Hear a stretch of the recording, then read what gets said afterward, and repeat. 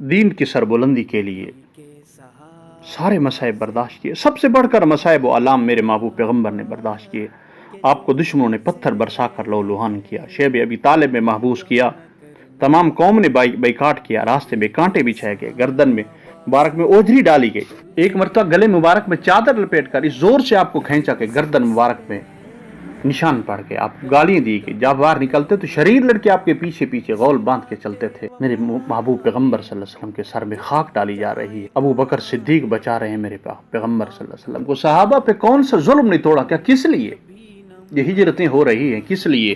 وہ کون سا ظلم ہے، وہ کون سا دکھ ہے جو صحابہ کو نہیں ملا؟ سمیہ کو ابو جہل نے نازم مقام پہ برچی مار کے شہید کی، یاسر بھی کافروں کے ہاتھ سے اذیت اٹھاتے اٹھاتے ہلاک ہو گئے، بلال کو کڑکتی دھوپ میں ریت پہ لٹایا گیا، سینے پہ وزنی چٹان رکھی گئی، خباب کو جلتے کولوں پہ لٹا کے چھاتی پہ پاؤں رکھے گئے تاکہ کروٹ بدلنے نہ پائیں۔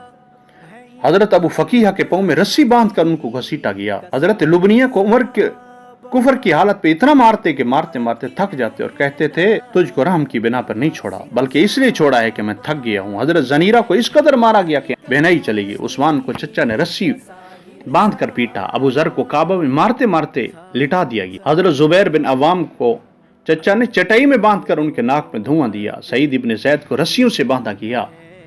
عبداللہ بن مسعود کو حرم کعبہ میں اتنا مارا گیا کہ ان کا چہرہ زخمی ہو گیا۔